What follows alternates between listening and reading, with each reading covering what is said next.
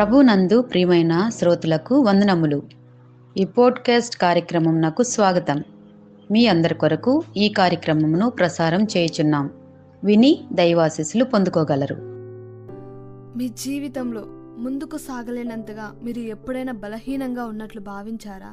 బహుశా మీరు ఒత్తిడిని మోస్తున్నారేమో, లేదా ఏదైనా శోధనతో పోరాడుతున్నారేమో, లేదా మీకంటే పెద్దదైన సవాలును ఎదుర్కొంటున్నారేమో. లోకం మనల్ని ఎప్పుడు బలంగా ఉండండి, ధైర్యంగా ఉండండి అని చెబుతుంది. కానీ మన బలం పూర్తిగా అయిపోయినప్పుడు ఏం జరుగుతుంది అంటే అప్పుడే దేవుడు మన జీవితంలోనికి ప్రవేశిస్తాడు. 2 కొరింథీయులకు 12వ అధ్యాయము 9వ వచనంలో ప్రభువు ఇలా సెలవిస్తున్నారు: నా కృప నీకు చాలును, బలహీనత యందు నా శక్తి పరిపూర్ణమగుచున్నది. అపోస్తుడైన పౌలు తన శరీరంలో ఉన్న ఒక ముళ్ళుని తీసివేయమని దేవుడిని వేడుకుంటున్నప్పుడు ఈ మాటలు రాయబడ్డాయి.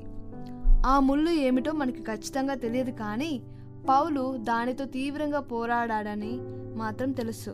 అయితే దేవుడు ఆ పోరాటాన్ని తొలగించే బదులు అంతకంటే గొప్పదైన తన కృపను అతనికిచ్చాడు. పౌలు తన బలహీనతను ఒప్పుకున్నప్పుడే దేవుని శక్తి అక్కడ ప్రత్యక్షమైంది. చూడండి, ఒక పెన్సిల్ని ఉదాహరణగా తీసుకుందాము. ఒక పెన్సిల్ తన పనిని పూర్తి చేయాలంటే దానికి పదును పెట్టబడాలి. ఆ సమయంలో పెన్సిల్కి అది ఒక బాధగా, బలహీనతగా అనిపించవచ్చు, ఎందుకంటే దాని శరీరం చెక్కబడుతుంది. కానీ ఆ పదును పెట్టిన తర్వాతే అది అందమైన అక్షరాలను రాయగలదు. అంతేకాదు, ఒక పెన్సిల్ రాస్తున్నప్పుడు విరిగిపోతే అది పనికి రాకుండా పోదు. దానికి మళ్ళీ పదును పెడితే ఇప్పుడు ఒక పెన్సిల్ కాస్త 2 పెన్సిల్ అవుతుంది. అంటే విరిగిపోవడం అనేది ఆ పెన్సిల్ సామర్థ్యాన్ని రెట్టింపు చేసింది.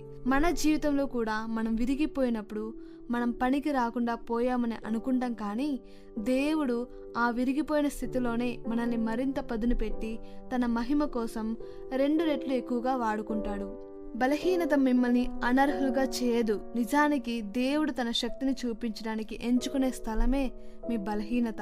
మోషేను చూడండి, తనకు సరిగ్గా మాట్లాడడం రాదని చెప్పాడు, కానీ దేవుడు అతన్ని ఒక దేశానికే నాయకుడిగా చేశాడు. గిద్యోనును చూడండి, తనను తాను అత్యంత బలహీనుడిగా భావించాడు, కానీ దేవుడు అతన్ని పరాక్రమవంతుడైన యోధునిగా నిలబెట్టాడు. అలాగే శిష్యులను చూడండి, వారు సామాన్య మనుషులు, జాలర్లు, కానీ పవిత్ర ఆత్మలో నింపబడి లోకాన్ని మార్చేశారు. మనం గుర్తుపెట్టుకోవాల్సినంత 5 ముఖ్యమైన పాయింట్లు ఏంటంటే, బలహీనత అనేది ముగింపు కాదు, అది ఒక మలుపు. మీరు ఎక్కడైతే నా వల్ల కాదు అని ఆగిపోతారో అక్కడే దేవుని అద్భుతం మొదలవుతుంది.